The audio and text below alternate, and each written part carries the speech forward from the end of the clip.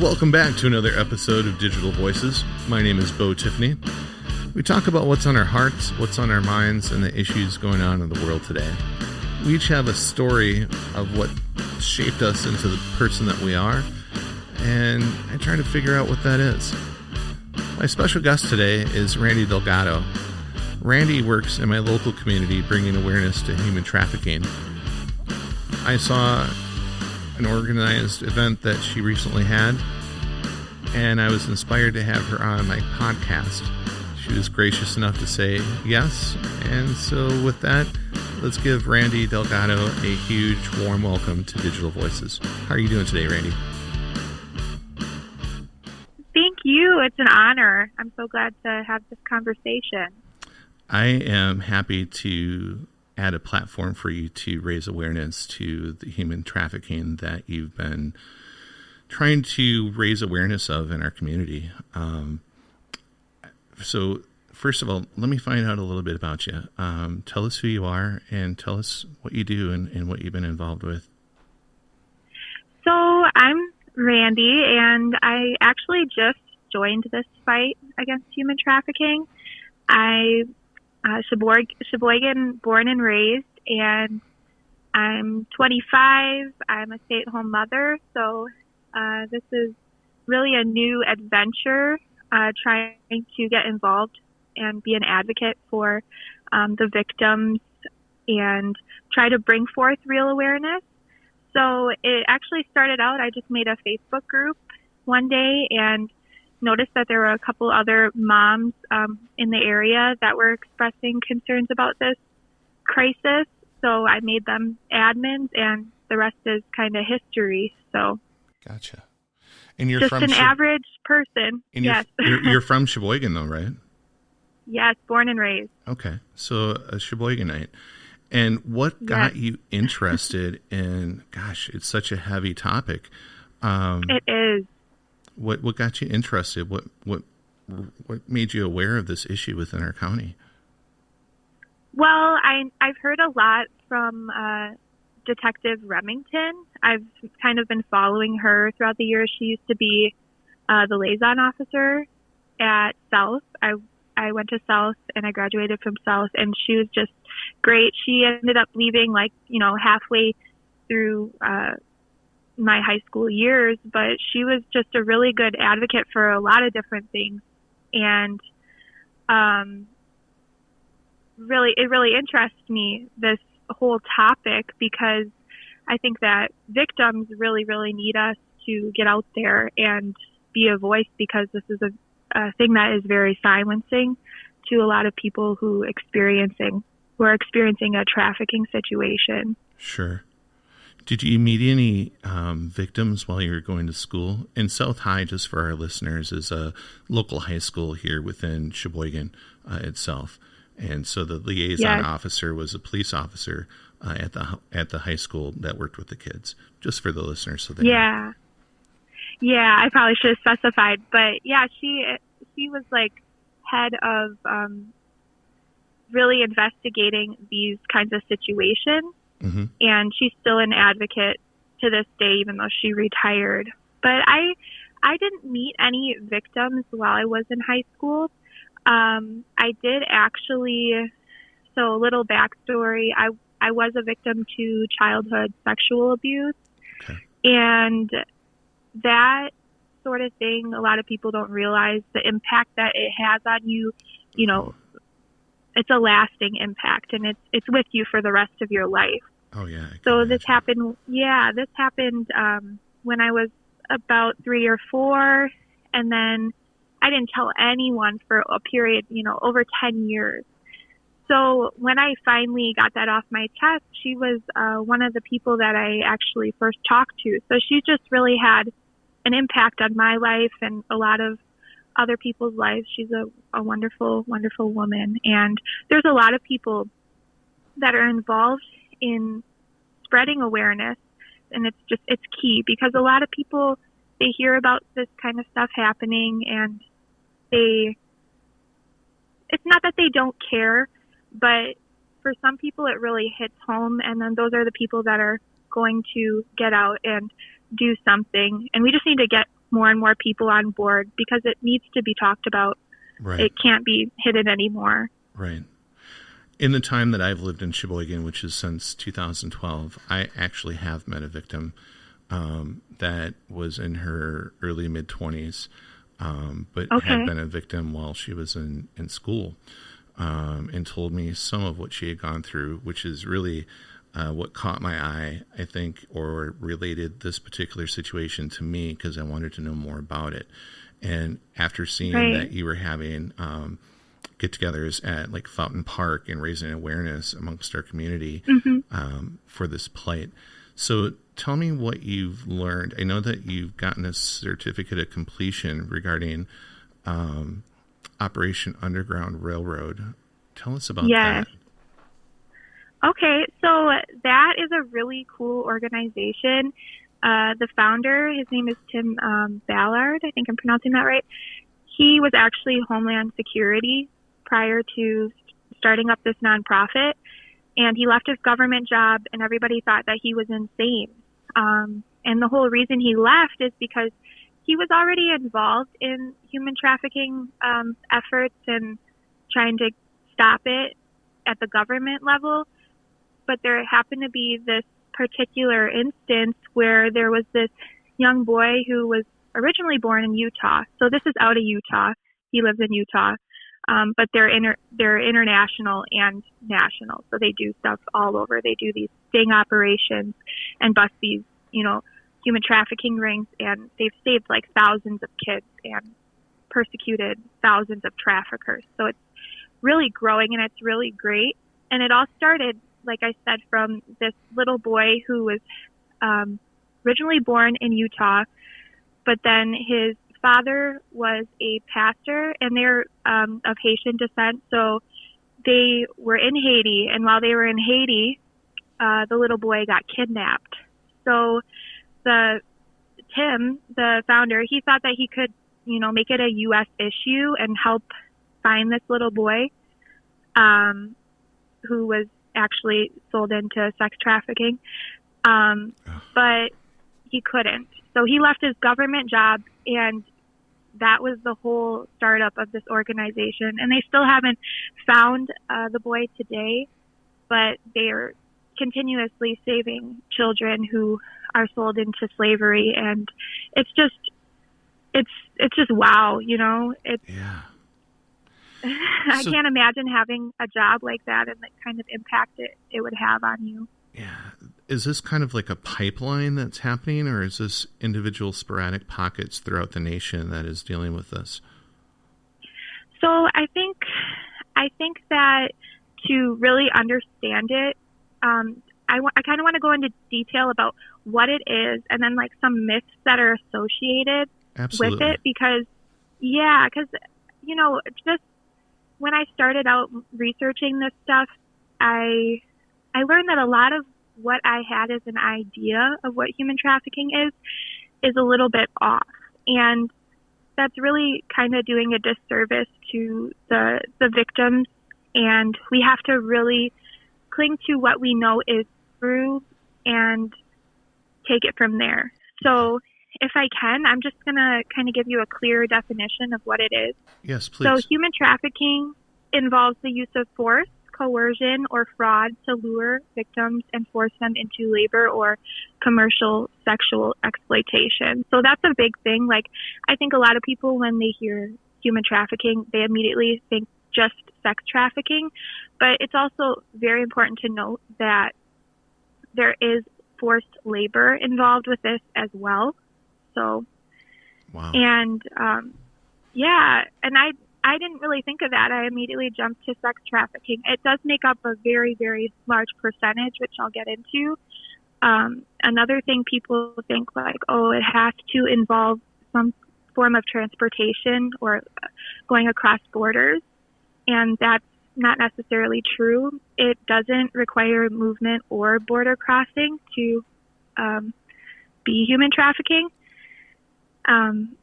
So that's really interesting, too, because I thought of that as well. Let me ask you then about that, because that was what I had always thought, too. That's why I kind of asked if it was isolated or if it was kind of a pipeline. So tell us, how does this structure work? Is there a uniformity to it where the structure is the same no matter where you are, or does it kind of vary per region? So it kind of varies per region, and I think a lot of it has been like sensationalized lately, which is kind of hard to get over because we see a lot of this stuff being shared on the internet as of recently with the with all the movements that are coming about, and it just has to include force, fraud, or coercion to constitute as human trafficking. Okay. So if we really understand the definition of it and then kind of dispel some of these myths, it'll give us a clearer vision, so to say. So yeah. Go ahead. Yeah. Go ahead. Sorry. No. So, we're trying to figure out what it is, and that's the thing that's been perplexing or difficult to do. Right. But what it has to do is it has to have those three elements for sure. So it has to. Yes, definitely. So go ahead and repeat the elements, and then go on with your presentation, if you would. So yeah, human trafficking involves the use of force, coercion, or fraud, and they use those tactics, the traffickers, to lure their victims and force them into exploitative situations, whether that be forced labor or sexual exploitation. Okay. And a lot of people think, since this is a global problem, that there's nothing that we can do, and that is the farthest thing from the truth. Everybody has a vital role that they play in awareness and even prevention. I think that's what a lot of people don't realize. Like, we can prevent this from happening, and the whole reason for awareness is so that we can prevent it. And we know that it's happening everywhere because that's what we're told, and statistics and whatnot. So it's actually been reported in every single state of the United States. And as long as we start realizing some of the signs and we look beneath the surface, even though this is a hidden crime, we can raise awareness and shed a light on this darkness. And it's happening here in Wisconsin, so much so that all 72 counties in Wisconsin have reported cases, and 80% of them are sex trafficking cases. So that's what I've found. Can you give us some examples, especially being from Sheboygan? Can you give us some examples locally? So with this crime, it's kind of hard to get exact numbers. That's what I've been realizing in my research. And a lot of that is due to it just not being reported correctly. I mean, for a lot of the times when I was looking at the stuff on the internet, I was coming across articles that were saying that up until recently, cases of child sex trafficking were being reported as child prostitution. And I just thought that was like so outlandish. Like, a minor cannot consent to any type of sexual relation. So for that to be reported like that as of, until recently, I thought that was insane. And a lot of people have a hard time coming forward because of the shame and the manipulation, the coercion and the grooming that these types of traffickers use to lure their victims. So I've been told that Sheboygan is supposedly top 3 when it comes to how bad it is here. But when I'm trying to find the statistics, they're very hard to come across and really get accurate information. And I think it is due to a number of factors, and, specifically the shame and the manipulation, victims afraid to come forward. And then again, also just us not having a clear definition of what human trafficking is.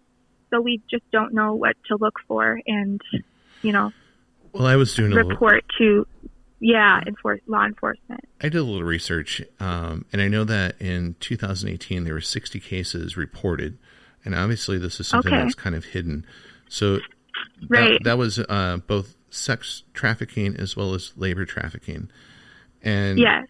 And it's hard, like you said, and difficult to track and often difficult to see. And so of those 60 cases, I'm sure that that's just a fraction of what actually exists. I know that. Right, exactly. They had also said that the year before, in 2017, there were 91 cases. So obviously they're either getting smarter or we're starting to raise awareness, or people like you are raising awareness, which is, I think, what you had said, that people think, well, there's nothing that we can do. Well, I think people like you are doing just that. You're raising awareness to an existing issue that is statewide. And it comes down to the community to be vigilant in their awareness. Definitely. So definitely.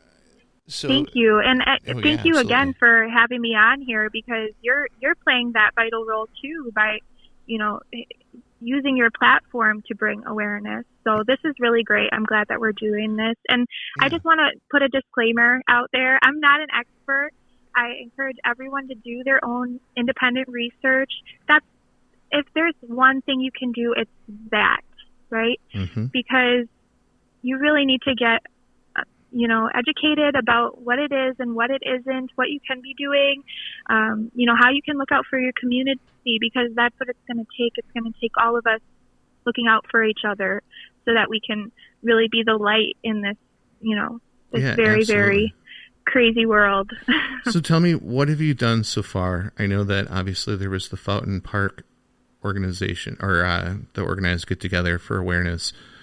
What else are you working on? And tell us a little bit more about that. All right. So I've actually been in contact with another nonprofit. Anybody in the Sheboygan area or surrounding areas, I would definitely recommend looking into freedomcry.org. And that is they were around long before I started this whole endeavor. And they do lots of great things for Sheboygan County. They do restoration bags, which are gathering items for survivors. And this might be, this care package might be the first thing that they've gotten in a while that is theirs. So they collect items, and they also do something called Hope's Hearts, and that's at the John Michael Kohler Art Center, and they make those mobiles, and they put them all over the city, and it's, it's a symbol of hope for this cause. So that's really great too. And I've just been in contact with somebody who is a part of that association, and he has been really, really helpful and very, very knowledgeable, because just getting into this, I had the passion, but I didn't have all the knowledge. Sure. So if you have the passion, just pair it with the knowledge, and we can really be a force, to be reckoned with. So I've been in constant contact with. How old are you? I'm 25. Okay. So this has been something that you've been working on for potentially 7 or 8 years now, huh? It kind of feels that way. I mean, I just don't. Well, I just related it back to the school, but yeah. Yeah. Mm-hmm. Yeah. For some reason, I was led to it, and I don't know what it was. Just all of a sudden, I was like, why don't I just create a group?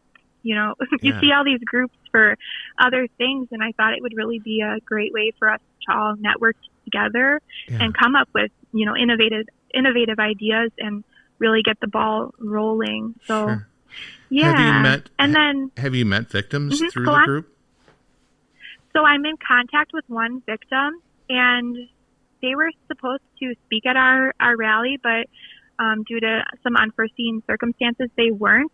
Sure. But we're actually going to, when they're able and ready, me and her have talked about maybe doing a virtual thing where, whether it be like a Facebook Live or something of that sort, or Zoom, or maybe YouTube, if she is ready and able, she would share her story. Yeah, definitely. We can have you both on. I mean, yeah, that would be so great. I I didn't want to like suggest that because I don't want to steal the show here, but no, absolutely. I think that would be really, really excellent. Now that we've started this, this line of communication, that would be great.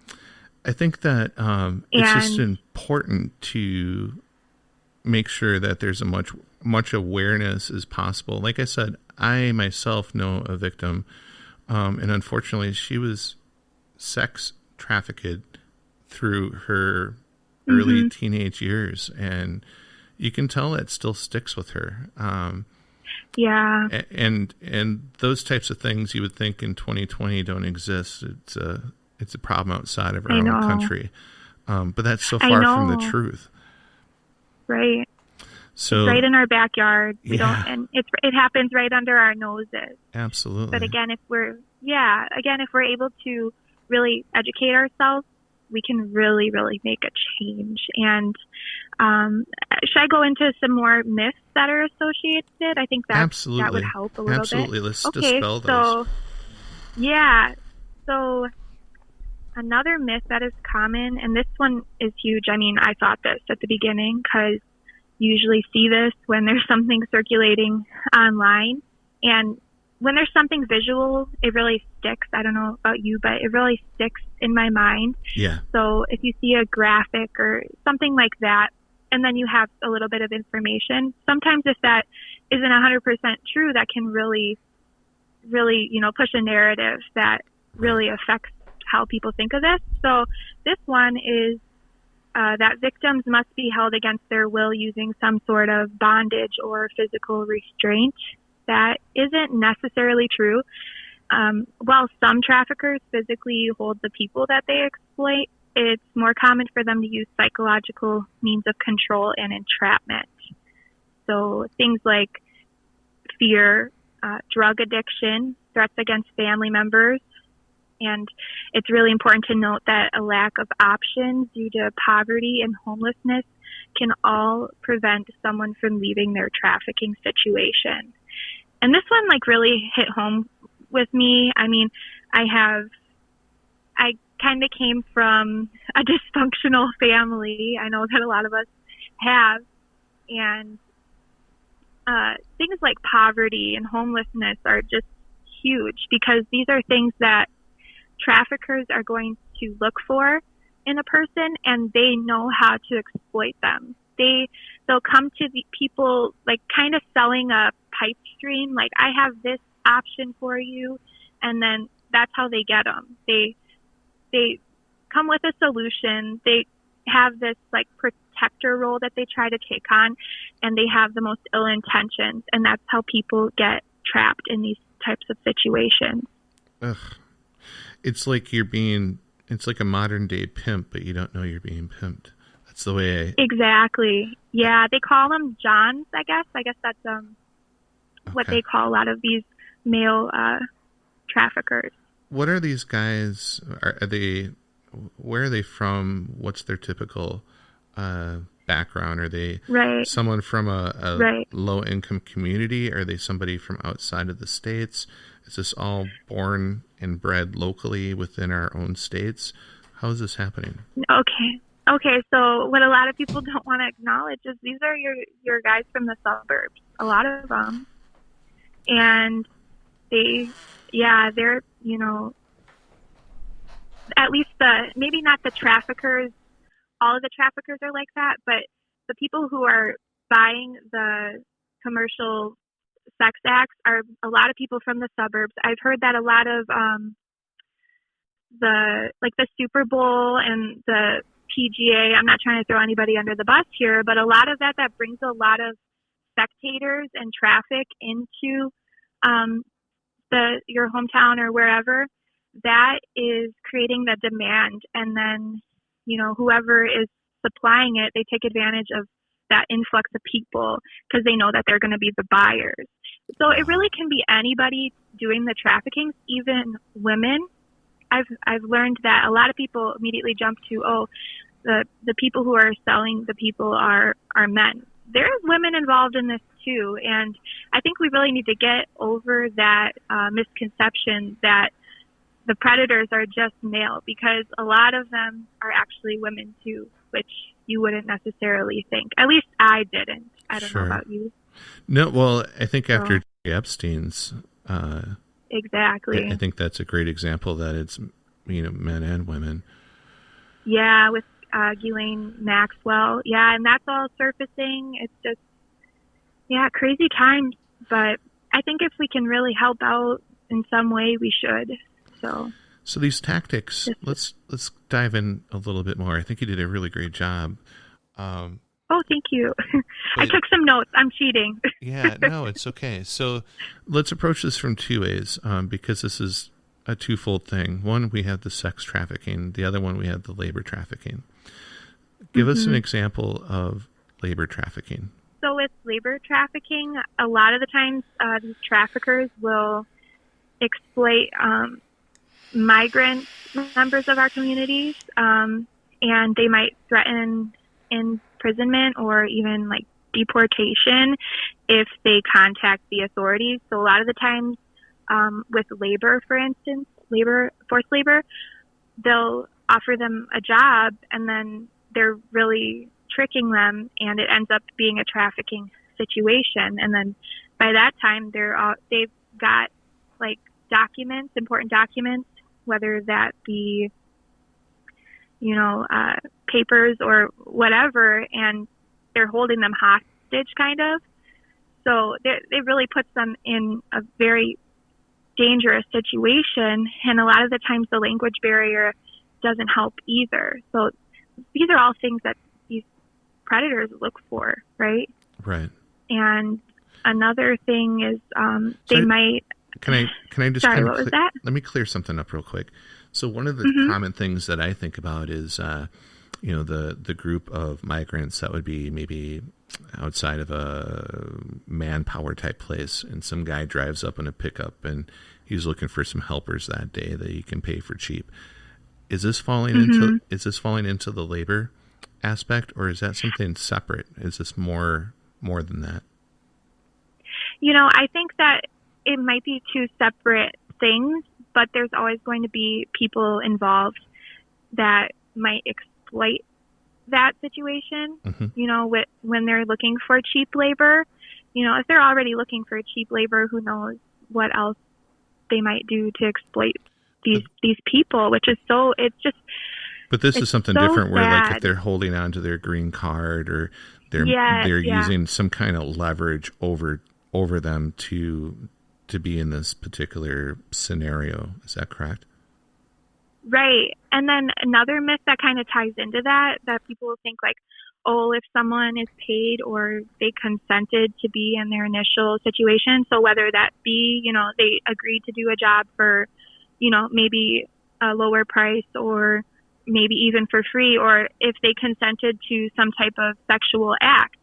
So if the initial consent was there, people think like, oh, this isn't a trafficking situation.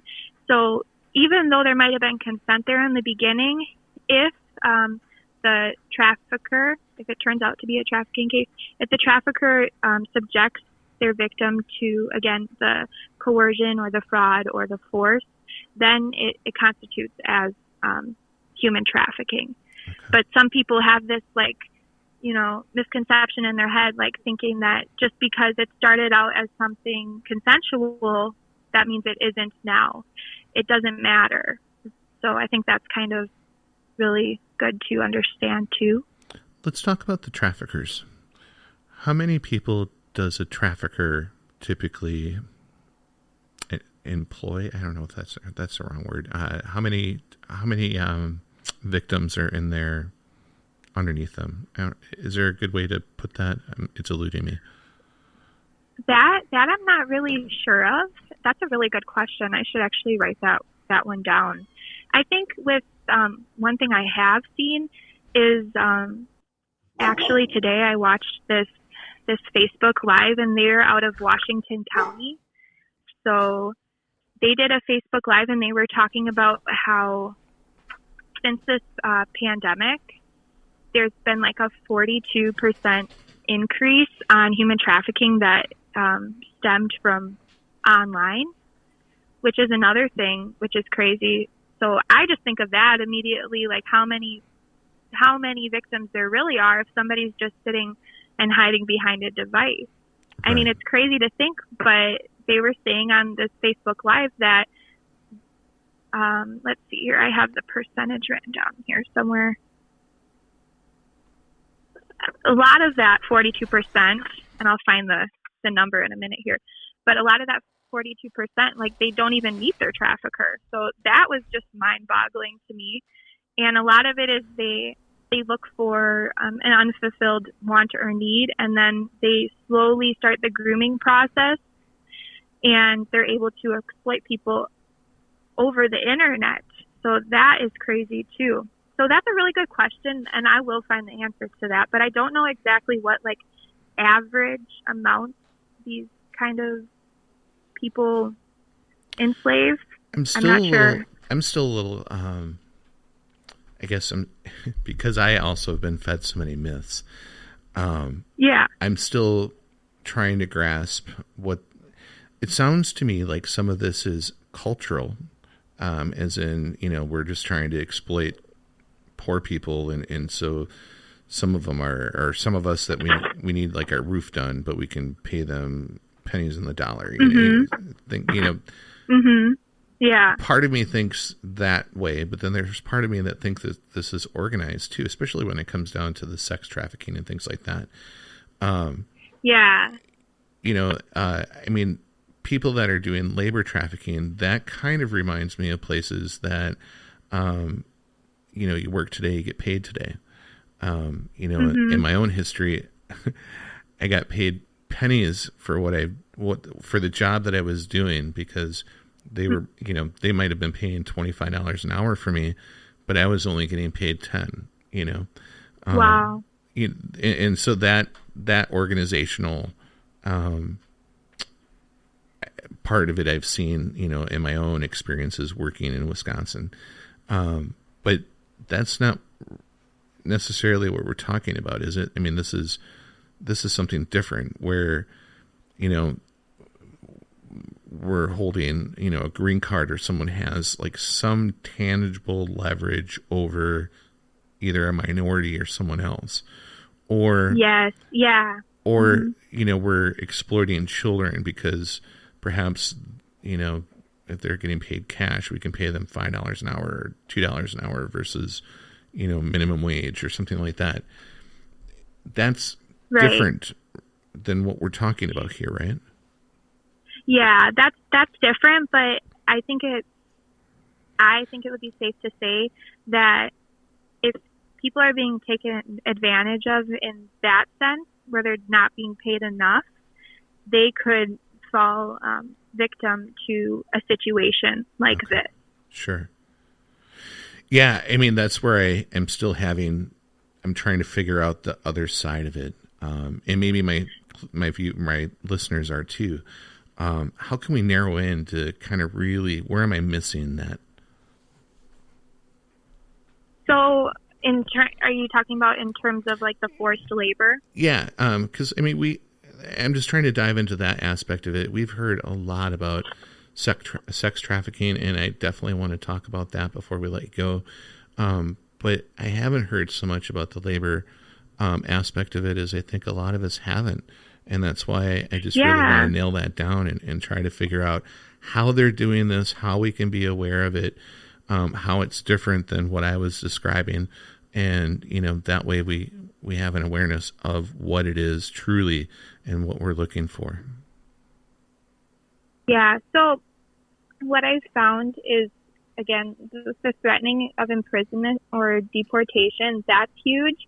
And then there's something called debt bondage, and that is how they kind of trick, again, their victims through like this false idea that they owe somebody like an enormous financial obligation, or they have an unidentified or increasing debt.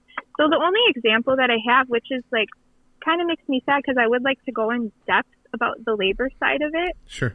The only example I have that I found, I read this story and it was actually foreign, so that doesn't help us out either. But this girl who lived in another country, her parents actually died due to a natural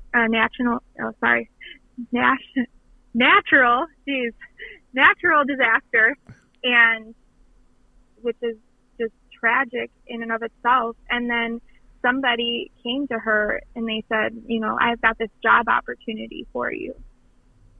So she already had like 6 other younger siblings that she was trying to provide for, and somebody came to her offering her this job, and they said, well, I can get you to wherever this job location is, and then they transported her there. But then when they got to the job site, they told her that now you owe me like all this money for travel expenses and what else. Sure. So right off the bat, that's this debt bondage that they're talking about. Like, you owe me this, this certain amount of money, and you have to work until you pay it off for me. So I don't know if that was a good example or not. But no, that's it really was, found. Because what that makes me think of is especially migrants that are sneaking over the border illegally. They have what's called, I think they're called coyotes, is the term that they use, and those are the human traffickers for the minorities. And I do know that they owe an extraordinary amount of money, something like $25,000-$30,000 that then you have to pay interest on. And so they're perpetually working to try to get their freedom. And so some of the human trafficking I've seen and heard about is primarily related to that. And I do know that there's somewhat of a pipeline for those migrant workers that work for these coyotes here in the U.S. It's complicated for me. I think what I want to do personally is try to get a hold of the officer that inspired you. And then I also kind of want to get a hold of the Homeland Security or the ex-Homeland Security gentleman that is also helping to combat this, and trying to nail this down a little more. At least on the labor aspects, and just hear their stories. So if you can connect me with those guys, that would be great. Okay, I actually just signed up to volunteer for that Operation Underground Railroad or nonprofit, and they've just had like such an influx of people volunteering, so they're like kind of trying to catch up right now. But if I can get in contact with somebody from there, and then Detective Remington, maybe a survivor, like we could really get this going and really make an impact. Yeah, absolutely. I think the platform is here. It's just a matter of getting these people together, and I think that would be great. Thank you. Yeah, I told you I wanted to dig into the sex trafficking aspects of things. That is what my friend that I know here in Sheboygan experienced. And for her, she lived at home while this was happening. And the way that they organized this in her life was by providing her with money and providing her with alcohol and drugs. And she had a bad home life, and it didn't necessarily start like that, but it definitely turned into that and then some. I don't want to tell her story, because at some point I'd love for her to tell it, and I wouldn't do it justice. Would be great. But what I do want to hear is from you. Let's hear about some of the myths, and then let's hear about some of the issues that are dealing with the sex trafficking aspect of this. Okay. Yeah, I have some more myths here. So I covered the debt bondage.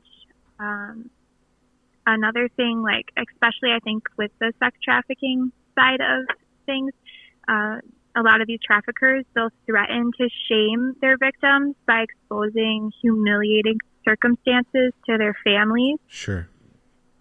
And they really isolate their victims. They isolate them from family, friends, the public. They limit contact with outsiders. Like, whether it be law enforcement, health professionals, anyone that could pick up on what's going on. And if they do have any contact with anybody, they make sure that it's very, very closely monitored. Sure. So, yeah, it has to be noted that there's just like a huge, huge level of control that these people are capable of doing. Like, a lot of people will say, like, well, why didn't they just leave? So, like, here's another myth, that victims will be desperate to escape their trafficker and they'll ask for help when they need it.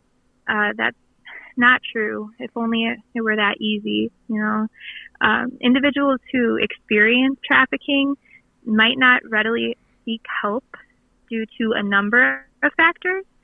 There's a lot of self-blame, fear, or even, they give specific instructions to their victims regarding how to behave when interacting with others. And a lot of the times, people who are stuck in a trafficking situation, they do not identify as a human trafficking victim, and they might not even realize that they have rights at all. So, yeah. Well, and when you're young, you're easily manipulated and you're naive, and so you don't have the same tools. Right. And I think a lot. Go on. Sorry. Oh, I was going to say there's some warning signs in behavior for your child too, and I know that you probably know those. What are those warning signs? If this is happening to someone's child, how would a parent pick up on this? So I think a lot of it is like internalization. So, because, okay, I'll go into kind of what I wanted to talk about here in terms of trauma bonding. So this is like a really, really huge thing, and I hope it kind of answers that question. So in cases of abuse, there can be this relationship that is developed between a victim and a trafficker or, a predator. And sometimes this involves trauma bonding. And this is a phenomenon that is beginning to receive increased attention. And in research of this topic, trauma bonding is commonly referred to as Stockholm Syndrome. I'm sure you've probably heard of it. Yeah, absolutely. Referred to as that. And I know that there's that's a really touchy subject, because there's a lot of victims that do not even like it to be referred to as such, but there's some biology behind it, and I'll kind of go into that too. So, however, there's no medical standard for diagnosis of either, Stockholm Syndrome or trauma bonding. They're kind of, those terms are interchangeable. There's actually some things that lead us to believe that trauma bonding has some prevalence within trafficking situations and other sexual exploitive situations, but not all victims experience this. And although the definitions, they vary, the most common meaning of trauma bonding and human trafficking is when a trafficker uses rewards and punishments within cycles of abuse to foster a powerful emotional connection with the victim. So again, like I said before, they take on the role as a protector, and to maintain their control, they create confusion and they develop a connection or attachment, which may include a victim feeling a sense of loyalty or love for their trafficker. And I think when people hear that, they can't fathom that, but it's happening. And this traumatic bond becomes so intense that when fear of the trafficker or abuser is paired with gratitude for any kindness shown, there's just this crazy thing that happens within the brain. And a lot of the times it is occurring, this relation is occurring within families. So that's another thing that just is so hard to fathom, that this is happening where parents sell their kids into some type of slavery, but it does. And I think that's really, really important to understand too. So you can't, So part a of this parent that is would never do something like, no. So part of this is a willingness by some parents to actually subscribe to this Yes. behavior or this this type of. It's an organized. I mean, because then there's other pedophiles that obviously there's a structure to this of some sort, whether it's local or national. Yes. And that's what I personally think.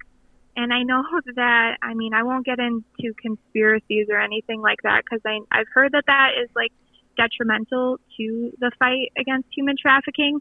But there is a level of organized effort in this. Like, you can't deny it. Otherwise, it wouldn't be like a, multi-billion-dollar industry, and there wouldn't be nearly 25 million people enslaved in modern day slavery. So you've got to acknowledge that there's these people are really they know what they're doing.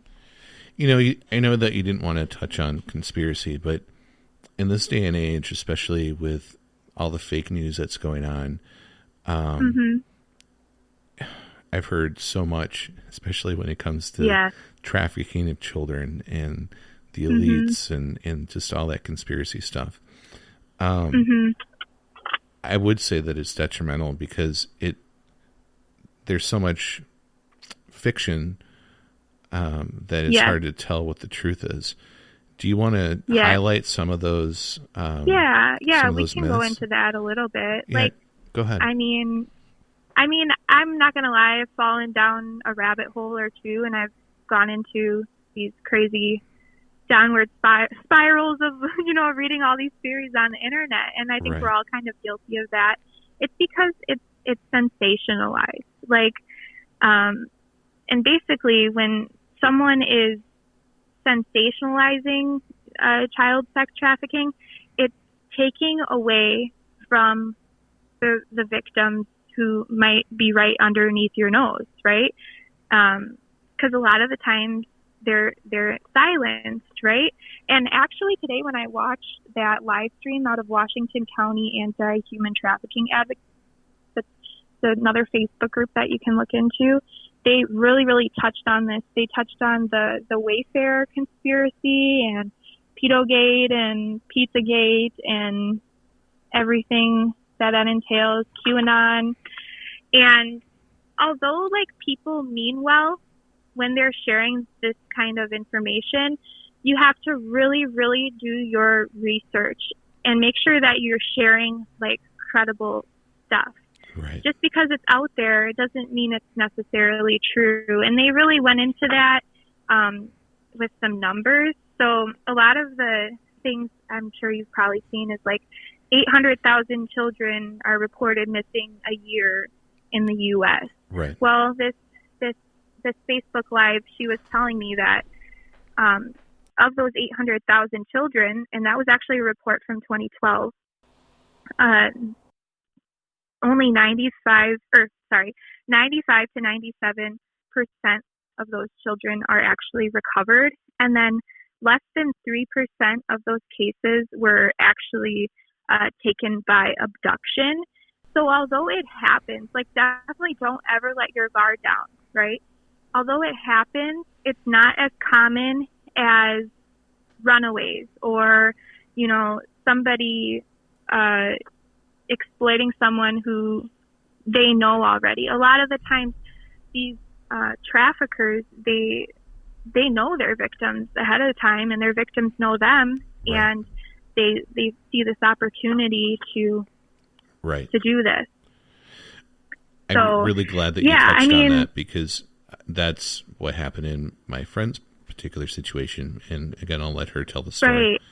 But a lot of times, I think some of the people that one that I know and then some that I've heard of, what they're having is a really bad home life. And if you're not getting loved at home, and then all of a sudden you're groomed and you all of a sudden equate sex to love, because that's kind of a biological thing. How many people do you know that aren't trafficked that still think that, oh, he loves me because he had sex with me? It takes a while for us to grow up and realize that there's more to it than just that. Yes, it's so much more complex than that. And again, like, this whole thing is so complex, but if we can just continue to try and learn as much as possible and separate fact from fiction, we're really going to get somewhere with it. Yeah. Wisconsin Public Radio has a really great human trafficking, still a problem in Wisconsin, article that they published June 28th of 2019, so relatively locally. And that's where I was able to get the stats from for that. But one of the things, just to parents that might be listening to this, they identified some key behaviors that a parent might be aware of that will be flags of being sex trafficked or this labor issue. A child would normally exhibit abnormal behavior. Perhaps a child's hanging out with a new group of people and it's experienced a significant change in behavior, or they've increased their presence online. One of the big trends that they focused on was seeing how sex trafficking is obviously, like you said, moved online. And they noted how the traffickers are getting to the kids through applications and games, typically on their iPad or phone. And that's a huge thing. The traffickers for this are targeting your kids at home. So this isn't just, someone going around the neighborhood swiping some kids. This is this is more organized than that. Yes, and that's the part that's super sensationalized, is the zip ties on the windshield wipers, and then you go look and someone's snatching you up. Like, all these stories that you hear and that are circulating the internet, they kind of take away from what is actually happening that is kind of more covert, but just as dangerous, right? Mm-hmm. Yeah, absolutely. I want to touch on a couple other points that this article had brought definitely up, and I think you can expound on them. Another flag for a parent would be uncertainty when answering your questions. Typical questions like, how old are you? Where are you from? And if the kid's looking around for approval or giving false answers, that could be an indication to an adult talking to a child that something's not quite right. Another thing that a parent would be aware of would be something like their appearance doesn't match how they typically look. All of a sudden, they're changing the way they dress. For one example that NPR pointed out was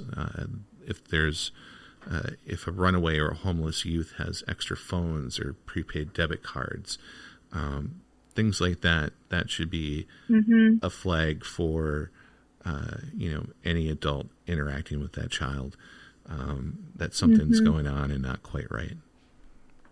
Yes. So I think that's important. Again, it's just the awareness. Go ahead. Yes, definitely. They go into a lot of that on the training session that I took. So I'm just going to plug that right now. So let me find the website so everyone can go there. It's OURrescue.org. And they have, it's just a 1 hour long training course. And if you don't have an hour, you can even break it up and save your progress. It's very interactive. They have videos on there explaining all the signs that Bill mentioned and some more signs even to look out for. And they have videos that are from survivors, so it will really resonate with you and get you moving, getting you out there and, actually taking action to combat this. So definitely check out that website. And then I also want to plug the National Human Trafficking Hotline, if I can. Absolutely. That is 1-888-373-7888. So the OUR website, they really pride themselves on these three very important steps. So observe. A lot of the times you might not realize it, but people in trafficking situations are going to be out in the community, and you might encounter one of them. And like Bo mentioned, with not being able to respond to a question and kind of looking for a lead from someone else, kind of, not having permission to speak when spoken to. That's a big one. So observe. If you see somebody out in public who's kind of doing that, and maybe they're accompanied by their trafficker, sometimes they might look like they're not very well groomed, the victim, like they don't have the means to take care of themselves, but then they'll be accompanied by someone who's like decked out and got, nice clothes on. That might be an instance of a victim with their trafficker. So there's just like a lot of things that you can take note of. So observe, and then they say speak up. In some instances, you might be able to have a conversation with that person. You never want to get involved if you have any type of instinct that it's a dangerous situation. Sometimes you're not going to want to ask direct questions. They have those direct questions on the OUR training session, but there might be instances where you can to gain more information. And then eventually when you leave the situation, the encounter, you're going to report, and you're going to report to your local authorities. That is crucial. And if you have a feeling in your gut, definitely say something. Even if it isn't an instance of human trafficking, you're going to regret it if you didn't. So if you see something, say something. That is huge too. Let me ask you this. So just to dispel some people that would say, well, would they take me seriously? Is there a protocol? Do you call the emergency 911? Do you call non-emergency? Is there a particular department that you'd report this to? I know I'm asking a lot of questions, but the last part that I want to put in is, how do the police respond to it? If you have a suspicion, are the police going to follow up? Or are they the best outlet to try to get that information to? I think they're the best outlet. And when it comes to I think it would kind of differ. If you think that there's immediate danger, I would definitely contact 911. Yeah. But if it's something like, you think they might not be in immediate danger, I would maybe contact the dispatch number. So I'll have to look into that too, just to make sure I'm giving out accurate information. Like I said, I'm not an expert. I'm just a normal, concerned citizen, like you all are listening, and yeah, absolutely. Like you will, yeah. But that's kind of what my take was from it. But that training session is really, really, really useful. Yeah. To get your head in the game. I'm going to take a look at that, and I'm also going to reach out to the officer that inspired you. If you can give me that information down the road after we're done with our cast. And what I'd like to do, that would be great. What I'd like to do is to have them on, and if we need to come up with, I guess what to do in this particular situation, and who to report to, and if the police departments actually have a process for this now. Obviously, it's a known issue. I'm sure there's certain protocols that they'd want to follow. That's why I was curious if the emergency number or non-dispatch should be the best approach. Totally.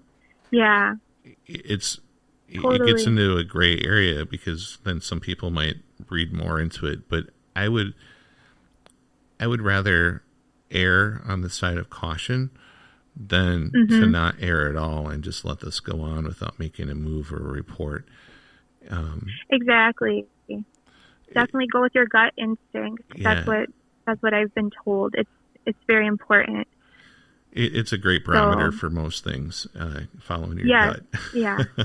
Your second brain, that's what they say. Absolutely. Well, I want to thank you for coming on the cast. I think what you're doing in raising awareness to this issue is really important. Every community thank you. Throughout Wisconsin has reported human trafficking, and it remains largely unseen by the public. Yes. And this is, reported on, but a lot of it goes unchanged. And so having this platform to raise awareness, to get the people involved, to really give the best insights possible, and then trying to make that awareness and change, I think is what I can do to try to help this. And so I'm going to pursue that. But Well, that's great. I'm inspired by you, just like you were inspired by the officer liaison that worked at your school. Can you give them a shout out? I didn't catch their name. That's Detective Remington. She's retired now, but she's still local and doing great stuff for the community. She's just excellent, and I know a lot of people know her, and she's great. And her story is really, really interesting too. So if you can get her on, that would be great, because she's got a story to tell too that actually led her to becoming a police officer. So she's it's great. People like her thank you so much, and people like you and the rest that we make the change in the world, Yes. Because if we don't, then who does? Yeah. So you keep doing what you're doing, and I thank you for it. And again, thank you for coming on the podcast.